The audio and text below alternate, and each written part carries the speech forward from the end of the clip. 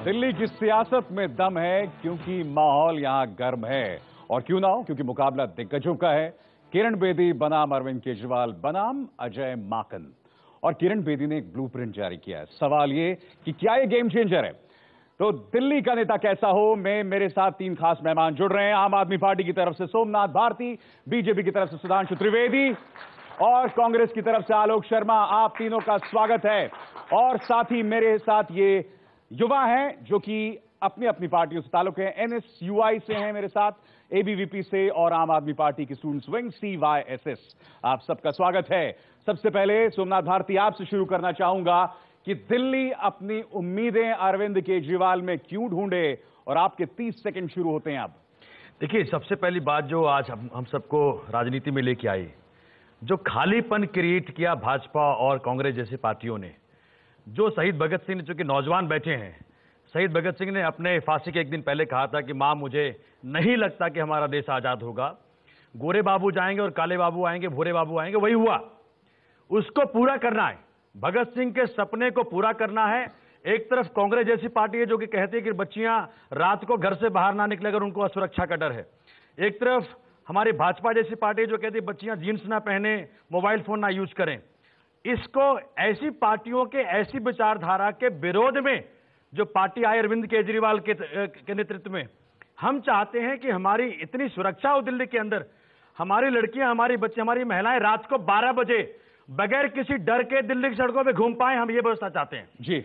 दूसरी बड़ी चीज, जो पूरी की पूरी व्यवस्था है, जो व्यवस्था अंग्रेजों ने बनाई, जिसके अंदर प्रजा या जनता के ऊपर अत्याचार किए गए जी, उसे बदल करके प्रजातंत्र का असली मतलब तंत्र का मालिक प्रजा, जनता मालिक हो, नेता नौकर हो। हम ये चाहते हैं। चलिए, आपका वक्त खत्म होता हुआ सोमनाथ भारती, सुधांशु त्रिवेदी, आपके 30 सेकंड शुरू होते हैं कि दिल्ली की जनता किरण बेदी में अपनी उम्मीदें क्यों ढूंढे।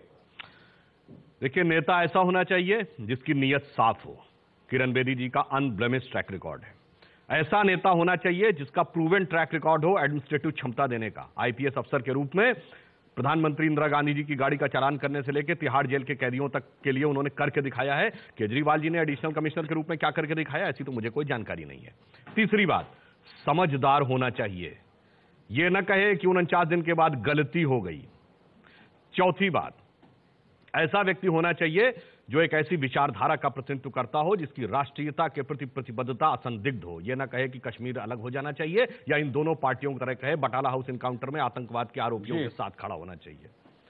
इसके अतिरिक्त यह भी ध्यान रखना चाहिए कि कुछ करने के लिए आया हो। जैसे वो पहले आईपीएस अफसर थी, अब सीएम बनने के लिए आई हैं। ये नहीं कि कुछ लुटा के प्रधानमंत्री बनने चले थे, कुछ नहीं मिला, चलो मुख्यमंत्री ही सही, अब हार कर निराश होकर आया। चलिए, आपका वक्त खत्म होता हुआ आलोक शर्मा कांग्रेस से बताइए कि क्यों एतबार करे दिल्ली की जनता अजय माकन पे। आपके 30 सेकंड शुरू होते हैं अब। देखिए, माननीय अजय माकन जी जो हैं वो पूरी दिल्ली के अंदर जाने माने युवा बेदाग चेहरे हैं। सबसे पहली चीज, 3 जनरेशन से राजनीति के अंदर हैं। स्टूडेंट पॉलिटिक्स से लेकर 3 बार दिल्ली विधानसभा के अध्यक्ष रहे हैं, 3 बार दिल्ली विधानसभा के सदस्य रहे हैं और साथ के साथ एक टर्म में विधानसभा अध्यक्ष भी रहे हैं।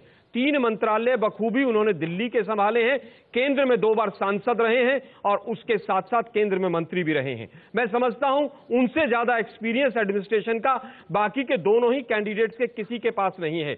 ना ही वो भगोड़े हैं, ना ही वो अवसरवादी हैं। उन्होंने दिल्ली के लिए डटकर यहां पर दिल्ली की जनता के लिए काम किया है। उनकी बड़ी बड़ी अचीवमेंट्स रही हैं। जैसे आज जो दिल्ली का मास्टर प्लान है वो उन्हीं का अर्बन डेवलपमेंट मिनिस्टर रहते हुए दिया गया है। मैं समझता हूं कि न भगोड़े हैं, न अवसरवादी हैं, नक्सलवादी हैं, वो दिल्ली के नागरिक हैं और सबसे उपयुक्त चेहरे। बहुत बहुत शुक्रिया आप तीनों का। तो आगाज करते हैं, और आज का जो विषय है वो ये, किरण बेदी ने एक ब्लूप्रिंट जारी किया है और इसमें जो पूरा फोकस है, तवज्जो महिला सुरक्षा पर दिखाई देती है। बड़ा प्रश्न यहां पर ये, सुधांशु जी, की जो बातें ब्लूप्रिंट कह रहा है वो बात तो सही है, मगर ये तो किरण बेदी का ब्लूप्रिंट हुआ। बीजेपी का मैनिफेस्टो, बीजेपी का अपना विजन कहां है? किरण बेदी जी जब भारतीय जनता पार्टी की अधिकृत उम्मीदवार हैं मुख्यमंत्री पद के लिए, तो निश्चित रूप से वो जो कह रही हैं वो पार्टी का ब्लूप्रिंट है, वह पार्टी की सोच है महिला सुरक्षा की दिशा में। महिला सुरक्षा में एक और बात मैं कहना चाहूंगा, एक जनरल बात है। पुलिस की जो पकड़ होती है समाज पे, वो कितनी व्यवस्थाएं बना लीजिए, कितने टूल्स बना लीजिए, कितनी टेक्नोलॉजी ले आइए, उससे नहीं होती, इकबाल से होती है।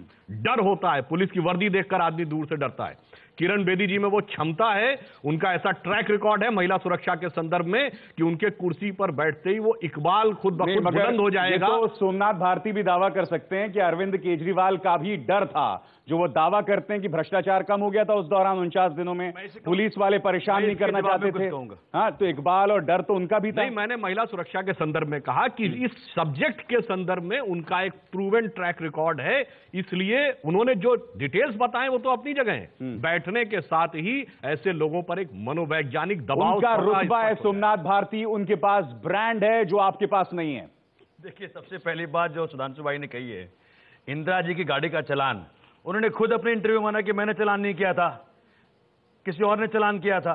झूठ बोलने की एक हद होती है, क्योंकि महिमा मंडन करना है किरण जी का तो कुछ भी बोलते जाइए। उन्होंने कह दिया भी समझदार हैं, इतने समझदार ठहरे, उन्होंने यहां तक कह दिया गणतंत्र दिवस परेड का अगर आपको इन्विटेशन चाहिए तो भाजपा ज्वाइन कर लो। ये बड़े बड़े समझदारी की निशानी है। आज के तारीख में किरण जी के मुखारबिंद से जो निकले गए वचन हैं, भाजपा को दिन प्रतिदिन डुबाती जा रही है, और ये भाजपा के मित्रों का भी मानना है और भाजपा के लोग भी ये चाह रहे हैं, क्योंकि किरण जी का जिस तरह का व्यक्तित्व है वो भाजपा बिल्कुल दो दिशा में काम कर रहे हैं। आज के तारीख के अंदर अगर आप देखें, क्या भाजपा, आप इसको इस तरह से लें, फुटबॉल मैच में कभी भी बोरोड प्लेयर से फुटबॉल मैच नहीं खेला जाता। यहां तो भाजपा ने कैप्टन ही बोरो कर लिया है। क्या इनके पास कोई अपना नेता नहीं था? जवाब दीजिए सुधांशु जी। क्या सुधांशु जी, क्या किरण बेदी आपके लिए एक समस्या बनने वाली हैं, जैसे कि दावा लगातार आम आदमी पार्टी? इन्होंने जो दो बातें कही, दोनों का उत्तर दूंगा। गणतंत्र दिवस में किरण बेदी जी के बुलाने को लेकर आम आदमी पार्टी ने जो भी आपत्ति की है, अरे भाई, आम आदमी पार्टी तो नई राजनीति ला रही थी, आम आदमी की राजनीति। 26 जनवरी के बारे में पिछले साल क्या बोला था वो तो छोड़ दीजिए।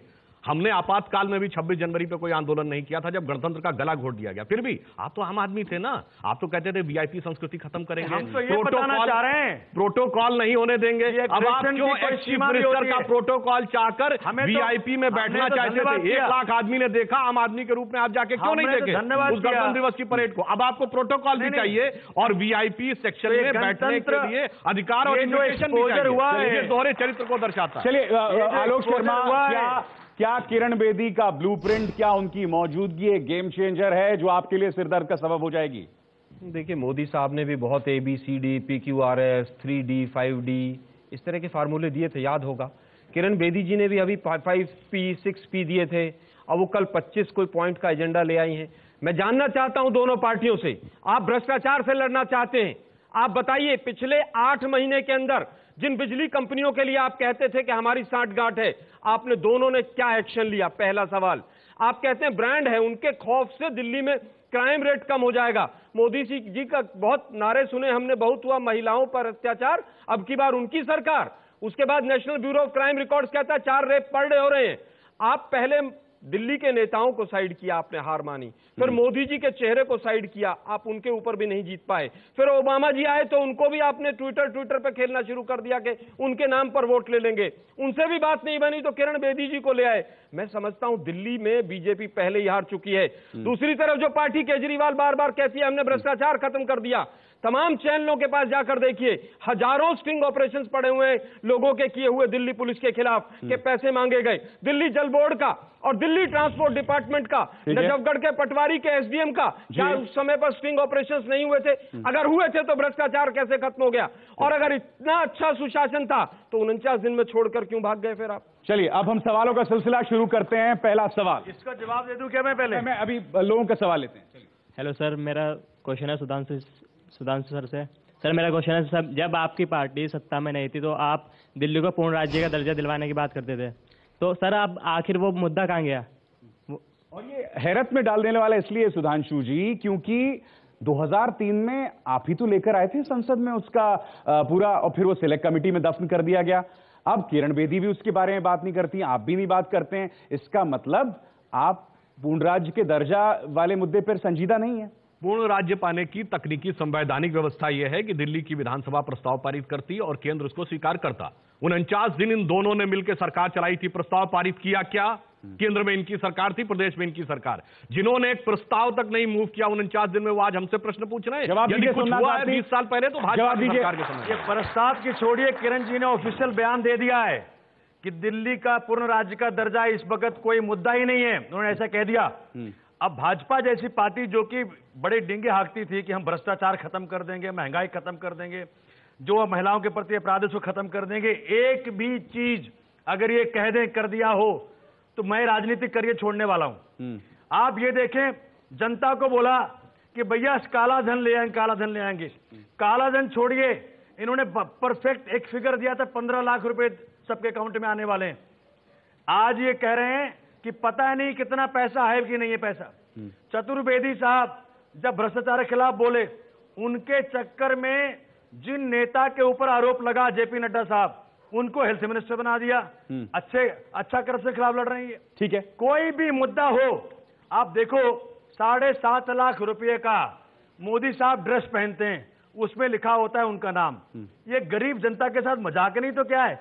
आज भी दिल्ली के अंदर आपको रात को फुटपाथ पे भूखे पेट आदमी सोता हुआ मिल जाएगा। क्या ये मजाक नहीं है? ये भद्दा मजाक है। ठीक है, एमसीडी का 7 साल का भ्रष्टाचार जो भाजपा का है। ठीक है, ठीक है, मैं दिल्ली के मुद्दों तक सीमित रहना चाहेंगे। मैं आपसे जानना चाहता हूं यहां पे सुधांशु जी, जो किरण बेदी जी का ब्लूप्रिंट है, मैं इस पर गौर करूं, शिकायत होने पर जल्द से जल्द एफआईआर होगी, स्कूल और कॉलेज में नैतिक शिक्षा पर जोर रहेगा, हर जिले में महिलाओं के लिए एक पुलिस स्टेशन, बस में होमगार्ड की तैनाती, महिला बसों की संख्या बढ़ेगी। आपको लगता नहीं कि कितने शर्म की बात है कि आज भी आप इन मुद्दों की बात कर रहे हैं जो कि बुनियादी हक है इस देश की जनता का, इस दिल्ली की जनता का? अभी भी ये ब्लूप्रिंट इन बारीकियों की, इन सतही बातों की बात कर रहा है। बिल्कुल आपने सही कहा कि ये बड़े दुख की बात है कि 67 साल की आजादी के बाद हमें इन चीजों की जरूरत पड़ रही है। सवाल उनसे पूछिए 60 साल जिन्होंने केंद्र में शासन किया, 15 साल दिल्ली में शासन किया। ये पोजीशन लीडर थे और इन्होंने क्या किया? मैं ये भी कह रहा हूं, एक बिंदु जो इन्होंने भ्रष्टाचार का उठाया था, मैं ये भी कहना चाहता हूं।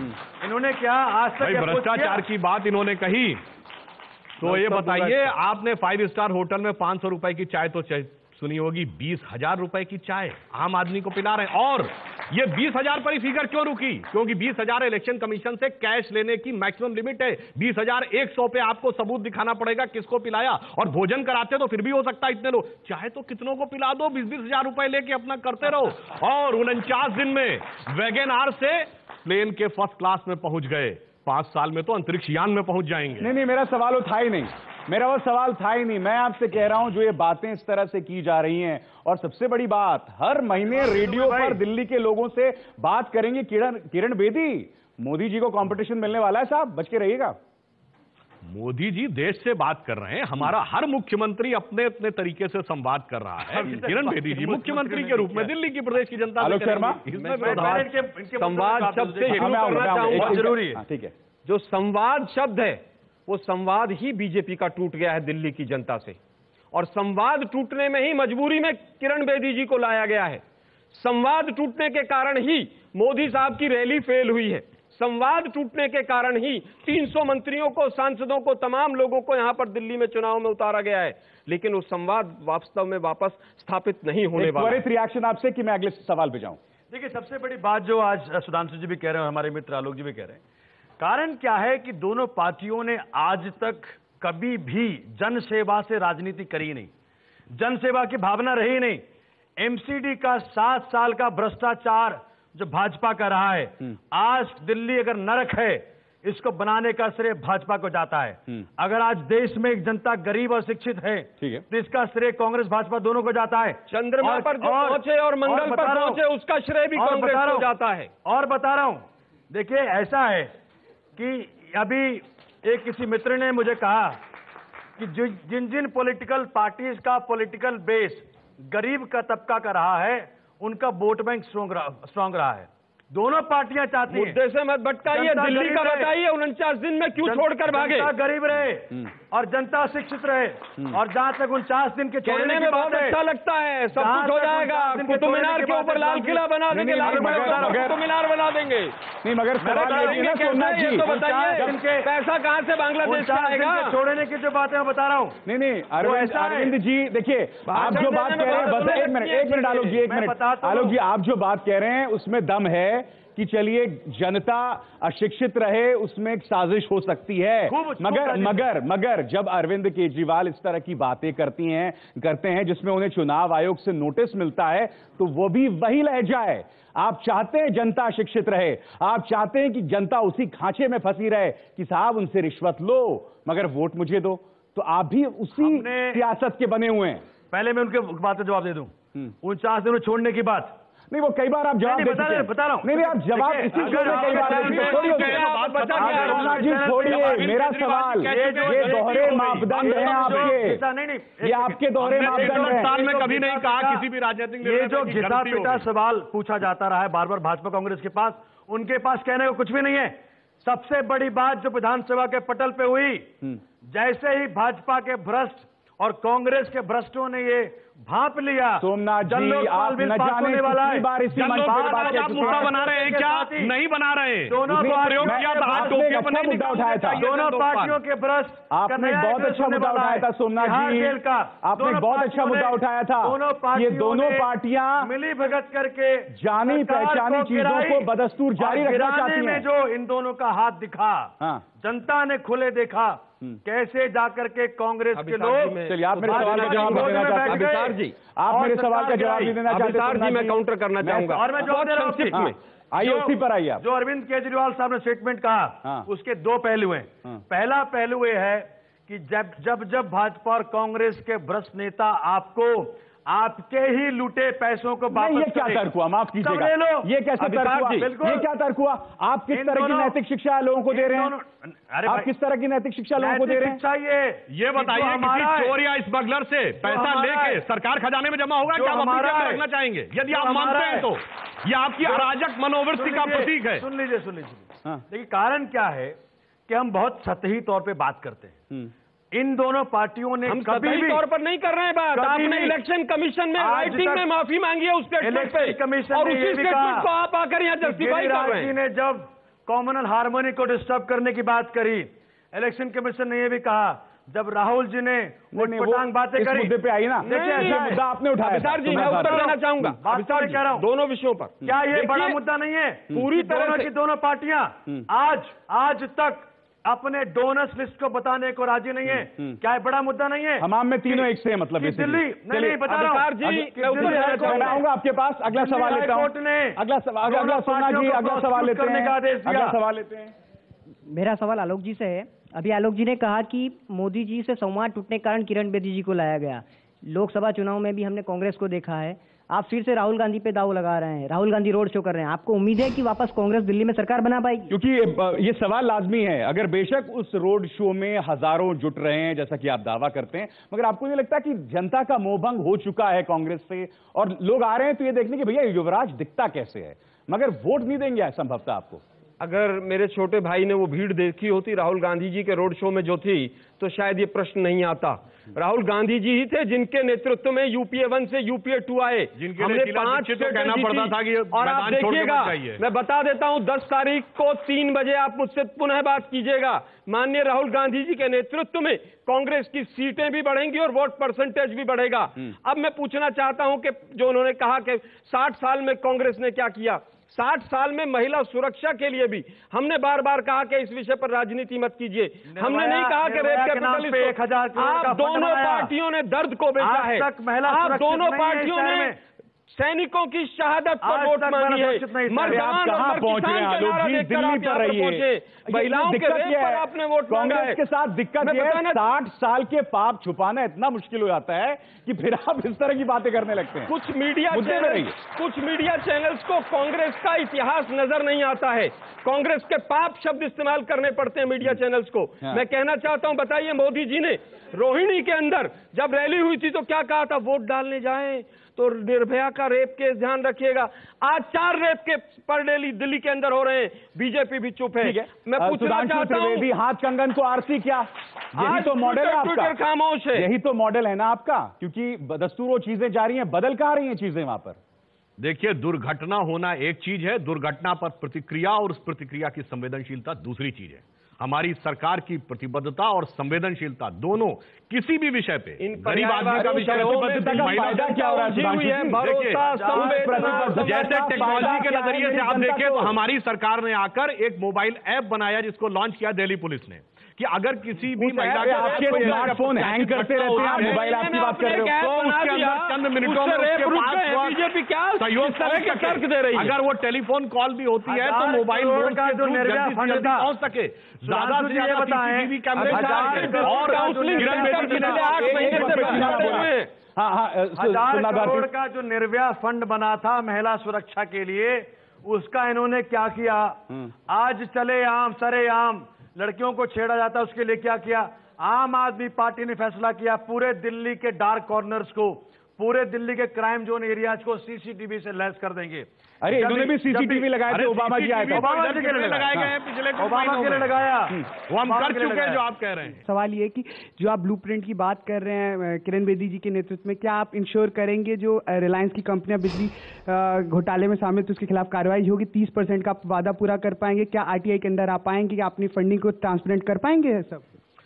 देखिए, बिजली कंपनी के बारे में प्रधानमंत्री नरेंद्र मोदी जी ने स्पष्ट कहा है कि हम स्वस्थ प्रतिस्पर्धा लाएंगे, रेट और गुणवत्ता दोनों उपयुक्त होंगे। जैसे याद करिए, मोबाइल कंपनियों में हम प्रतिस्पर्धा लाए थे सन 2000 में, 16 रुपए पर मिनट का रेट 16 रुपए पे हुआ था। हाँ, हम ये नहीं करेंगे। देखिए, एक मिनट मुझे पूरी बात करने दीजिए। स्कैम हो गया, जो इन्होंने कहा ना गरीब और अशिक्षित का लाभ कैसे उठाते हैं, कहा कि हम कम करेंगे दाम, और दाम कम करने के बजाय जब देखा कर नहीं सकते सब्सिडी देंगे, यानी सरकारी खजाने का पैसा रिलायंस कंपनी के खाते में जाएगा। ये हमारे बजट में क्या किया है? सब्सिडी बीजेपी का जो अरुण जेटली साहब ने जो बजट दिया था पार्लियामेंट के अंदर, उसमें क्या सब्सिडी नहीं दी गई थी? जब हम सब्सिडी देते थे तो क्या कहते थे? कांग्रेस की सांठगांठ है बिजली कंपनियों के साथ। आज पूछना चाहता हूं, अगर बिजली कंपनियों के साथ हमारी सांठगांठ थी, आपने 8 महीने में उन बिजली कंपनियों के खिलाफ एक चिट्ठी भी क्यों नहीं लिखी? 30% बिजली के दाम बढ़ क्यों गए? पहला सवाल। दूसरा, जो लोग 2 किलोवाट के अंदर थे उनसे बगैर पूछे उनका लोड बढ़ाकर 4 किलोवाट कर दिया। वो बीपीएल परिवार जो थे वो बीपीएल से अबव बीपीएल हो गए। मैं बीजेपी से पूछना चाहता हूं, 8 महीने से जो बिजली कंपनियों ने अंधेर गर्दी मचा रखी है, क्या यही मोदी जी का फार्मूला है? अंधेर गर्दी की शुरुआत करने वाले हम लोगों से प्रश्न पूछ रहे हैं, किसने आज भी दिल्ली के अंदर, आज भी दिल्ली के अंदर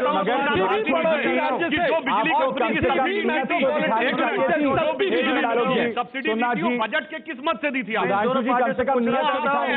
वेलफेयर फंड से निकाल के पैसा दिया था कि नहीं? ऑडिट बिजली कंपनियों के खाते में, बिजली कंपनियों की सीएजी ऑडिट दीक्षित सरकार की कैबिनेट ने किया था। हाई कोर्ट के पेपर्स को आप जाकर चेक कर लीजिए, ऑर्डर दिया था। सीएजी मैं बताना चाहता हूं, दोनों पार्टियों से पूछना चाहता हूं, जिन सीएजी ऑडिट से दोनों पार्टियां बचती रही बिजली कंपनियों करने से, सिर्फ 5 दिन लगे अरविंद केजरीवाल साहब को सीएजी ऑडिट करने में, और सीएजी ऑडिट का जो नतीजा आने वाला है उसके बाद बिजली के बिल अपने आप बगैर सब्सिडी के 50% हो जाएंगे। कैसे हो जाएंगे? और दूसरी बात का जो शेयर है, देखिए गुमराह करने, दिल्ली की जनता को गुमराह करने का विषय कैसे 82% दिल्ली की जनता को कैसे गुमराह? संक्षिप्त में बताएं। मैं संक्षेप में बताऊंगा। जो हमारे पास दिल्ली में बिजली आती है वो 1 रुपए 12 पैसे से लेकर 7 रुपए प्रति यूनिट तक डिस्कॉम्स खरीदती है, जिसका नेट शेयर जो है 83% है 100 में से।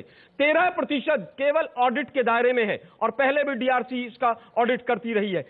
17% में से आप कितना कम करेंगे? 2%, 3%, वो मैनेजमेंट पर डिपेंड करेगा कंपनी के। 50% किसी भी आंकड़े से, किसी भी फार्मूले से कम नहीं किया जा सकता। अभी कांग्रेस कैसे कह रही है भाई? केवल झुंझुना कांग्रेस कह रही है कि 1.5 करेगी।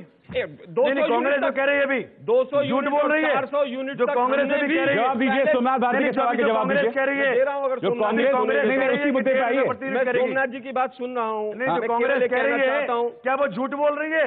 इसका मतलब पूरे दिल्लीवासियों को धोखा दे रही है। कांग्रेस झूठ नहीं बोलती है, पीएचडी है। कांग्रेस झूठ नहीं बोलती है। अगर कांग्रेस झूठ बोलती है, बहुत ही स्पेसिफिक सवाल है सोमनाथ भारती का धोखा देने में। अभिसार साहब, मैं बहुत स्पेसिफिक आंसर दूंगा। हमने क्या कहा है कि 200 यूनिट तक हम 1.5 रुपए रखेंगे, 400 यूनिट तक एक रेट हमने दिया। क्या कारण है कि जो छोटा कंज्यूमर है, गरीब है, उसको हम सब्सिडी के दायरे में लेकर आएंगे। लेकिन जो अमीर लोग हैं जो पे कर सकते हैं, ऑडिट नहीं करेंगे, सीएजी का ऑडिट नहीं करेंगे। भी उत्तर सुन लीजिए, उसका भी उत्तर सुन लीजिए। उस कंपनी के बाएं पॉकेट में भाजपा है और दाएं पॉकेट में कांग्रेस है और फ्रंट पॉकेट। चलिए अगला सवाल हम सियासी बयानबाजी पढ़ रहे हैं। अगला सवाल नहीं, मैं आ रहा हूं, मैं आपको वक्त दूंगा। अगला सवाल। सर मेरा सवाल बीजेपी से है। सर आपकी पार्टी में कोई नेता ऐसा नहीं है जो मतलब सीएम कैंडिडेट मतलब तो लड़ सके, तो उन्होंने क्यों किरण बेदी जी को सीएम कैंडिडेट अनाउंस करना पड़ा? क्या मतलब मोदी जी का चेहरा फीका पड़ता जा रहा है जो इसलिए उन्होंने किरण बेदी जी का सहारा लेना? मोदी जी के तो रैलीज के बारे में हमें नहीं पता, कब रैली करने वाले हैं, क्या करने वाले हैं। पूछा है, इसका उत्तर दे दूं? बोलिए। नहीं इस सवाल पे नहीं, उसी पे चलिए उसी सवाल पे इनका जो बहुत अच्छा प्रश्न पूछा है। नेता का चेहरा आगे करने पे एक वो है जो चेहरा खड़ा ही नहीं कर पा रहे हैं, यहां तक कि लोकसभा में भी प्रधानमंत्री बनना जिनका जन्म सिद्ध अधिकार था उनका नाम नहीं कर पाए। एक ये हैं जिनके की चेहरे, अरे अन्ना से लेके अग्निवेश तक, मैडम भादुड़ी से लेके किरण बेदी तक, और यहां तक कि अश्विनी उपाध्याय से लेके बिन्नी तक, एक एक चेहरा बिखरता चला गया। ये दोनों लोग चेहरे का दायित्व दिखा रहे हैं। सभी बारी बारी दिखाई पड़ता है। आपने भी तो इनकी पेरेंट संस्था से चेहरा उधार लिया। हमने चेहरा उधार नहीं लिया, वो राजनीति में थी ही नहीं, इनकी तरह नहीं कि अन्ना गुरु थे फिर कहा बरगलाया गया, शांति भूषण संरक्षक थे फिर कहा गलत बोल रहे हैं। आज अन्ना जी और ने हमारे इनके सारे साथी अलग। आज अन्ना जी ने क्या कहा? दुखद घटना है कि मोदी जी के खिलाफ हम केजरीवाल जी पर हाथ उठाने वाले सारे लोग आम आदमी पार्टी के कार्यकर्ता क्यों निकले? आपके गुरु संरक्षक साथी से लेकर कार्यकर्ता। मेरे एक सवाल का जवाब दें। किरण बेदी जी, मुझे याद है जब अरविंद केजरीवाल ने अपनी पार्टी बनाई थी तो किरण बेदी ने उस वक्त कहा था उन्होंने अन्ना से तो कुछ पूछा नहीं, कैसे उन्होंने पार्टी बना ली। अब उन्होंने क्या अन्ना से पूछा था? तो अन्ना का मजाक तो किरण बेदी भी उड़ा रही हैं। उन्होंने भी किया, ऐसा क्यों? किरण बेदी जी ने भारतीय जनता पार्टी ज्वाइन की है, अन्ना की लीगेसी को क्लेम नहीं किया है। केजरीवाल जी ने जो पार्टी बनाकर जो मुद्दा उठाया था, लोकपाल के मुद्दे पार्टी बनाई थी, अन्ना की लीगेसी क्लेम कर रहे थे, वो अन्ना के साथ धोखा था। अन्ना के साथ धोखा? भाजपा में आई, अन्ना के साथ धोखा किया आपने। ये दोनों पार्टियां, इन दोनों पार्टियों ने जब कहा जन लोकपाल बिल हम पास नहीं करेंगे, तब अन्ना जी ने खुद स्टेज से कहा था हम पॉलिटिकल अल्टरनेटिव देश को देंगे। और जब दोनों पार्टियां नहीं देना चाहती जन लोकपाल बिल, उनको पता है जन लोकपाल बिल उनके लिए डेथ वारंट होगा, ये कीकड़ के पेड़ अमरूद नहीं दे सकते। जब हमने फैसला कर ही लिया, जब जनता ने देख ही लिया, तब इन्होंने कहा था, आमंत्रण दिया था, चुनाव लड़ो, चुनाव जीतो, और आपने उसे करके दिखाया। एक बहुत त्वरित रिएक्शन आपसे, फिर मैं अगला सवाल लेता हूं। मैं केवल ये कहना चाहूंगा, जिन लोगों को हिंदी में जनलोकपाल नहीं आता ना कहना, वो लोग जनलोकपाल पे डिबेट करने लग जाते हैं। जनलोकपाल हिंदुस्तान में पार्लियामेंट ने, जो हमारी सर्वोच्च संस्था है, उसने पास कर दिया है। आप सांसद बढ़ाइए अपना, उसमें परिवर्तन चाहिए तो कीजिए। विपक्ष और कांग्रेस की सरकार यूपीए की थी, दोनों ने मिलकर किया।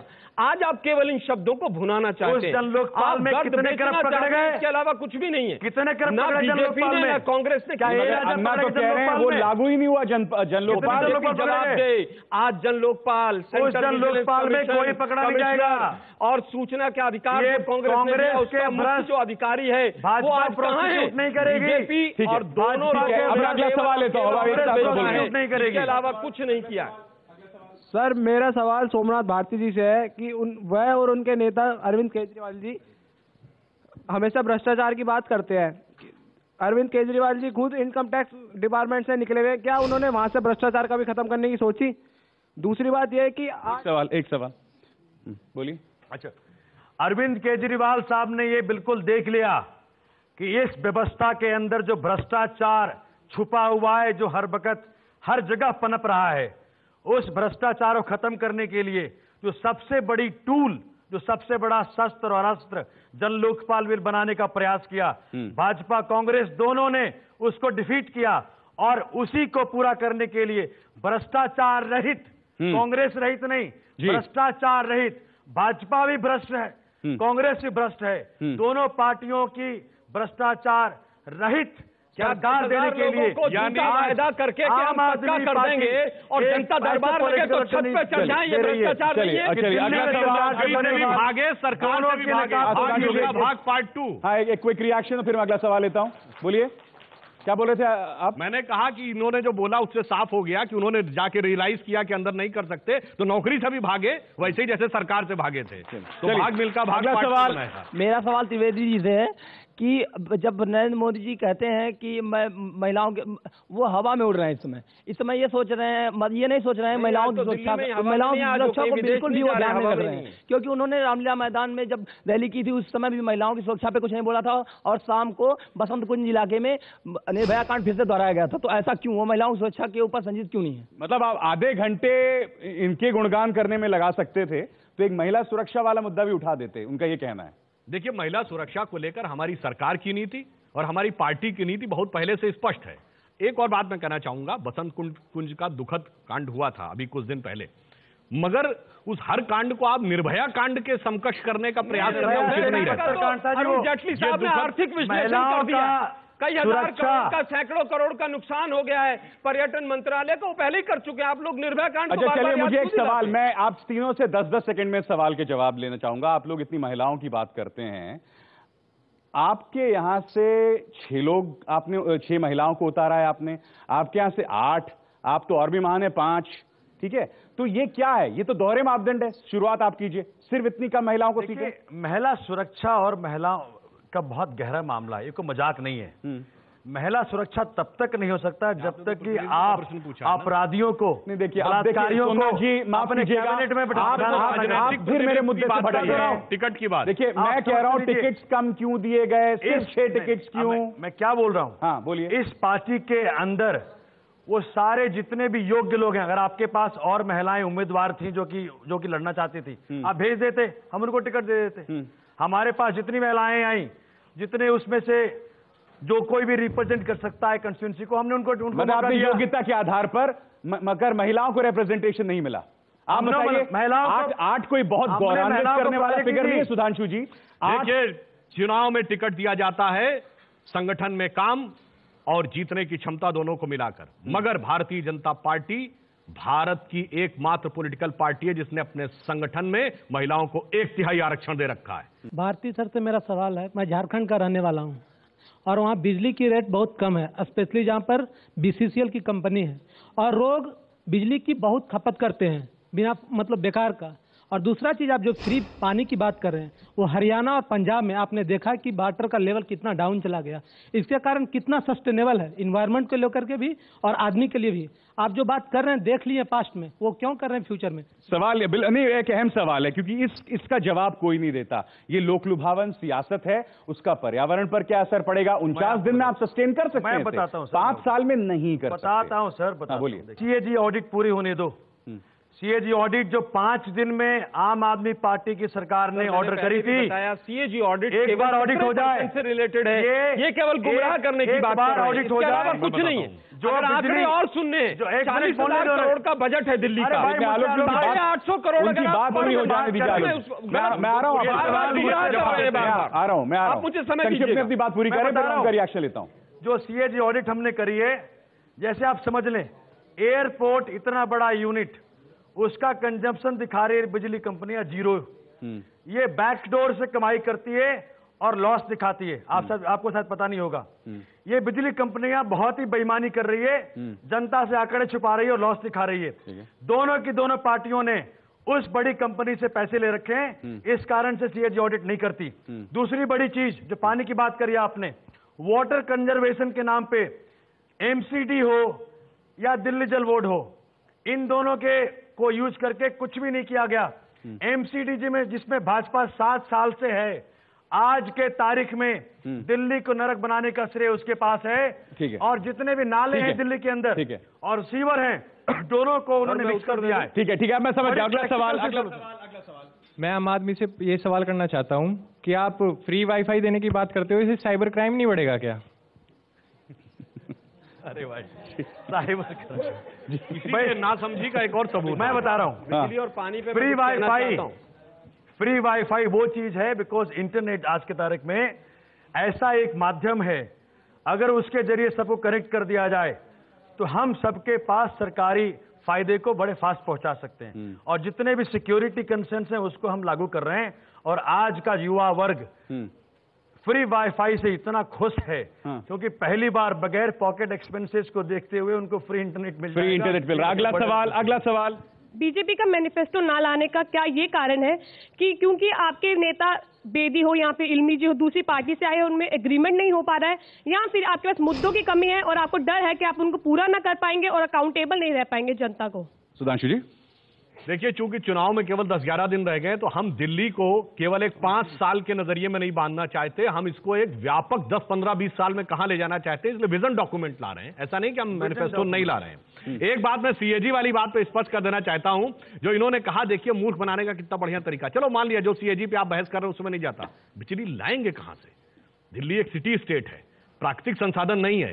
ये इसलिए कह रहे हैं कि बाद में कहेंगे हरियाणा पानी नहीं दे रहा, उत्तराखंड बिजली नहीं दे रहा, केंद्र जो है वो पैसा नहीं दे रहा। मुनक नहर से पानी कब आएगा बता दीजिए। करेंगे ना समझी और बदनीयती का एक और सबूत।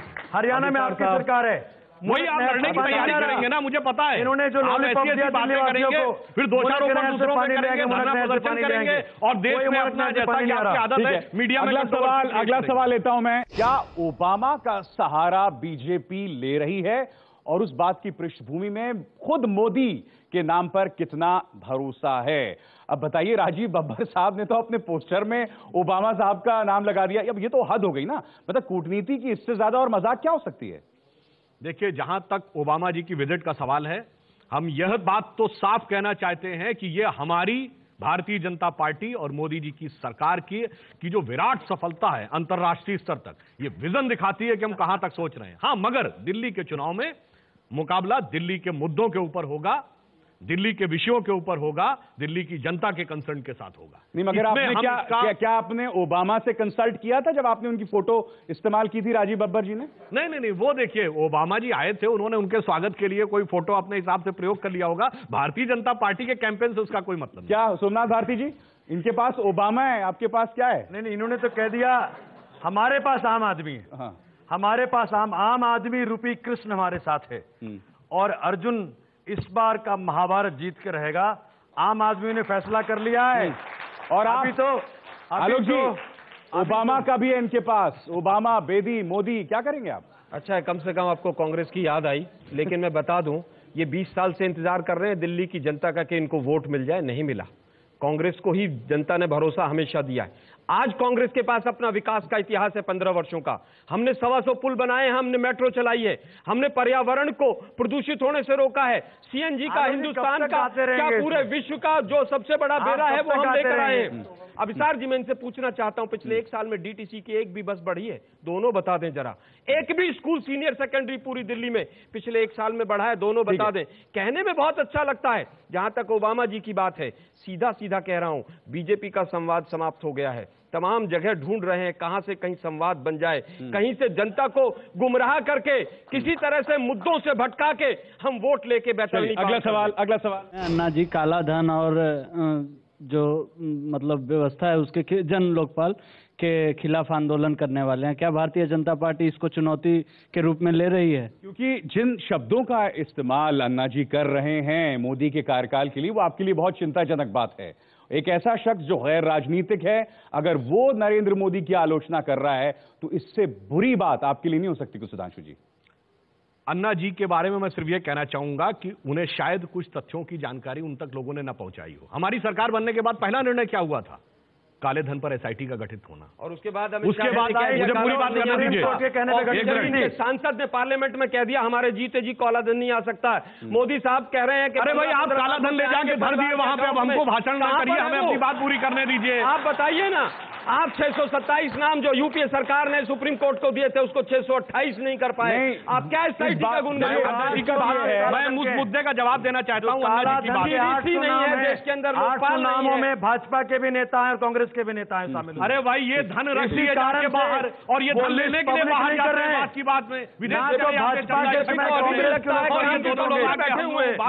हमारा धन निकालिए ना, नाम कीजिए ना। जब दिल्ली की सियासत में केंद्र के मुद्दे हावी होने लगते हैं, तब आप समझ सकते हैं कि एक एक इंच की जमीन दिल्ली की सियासत में कितने मायने रखती है।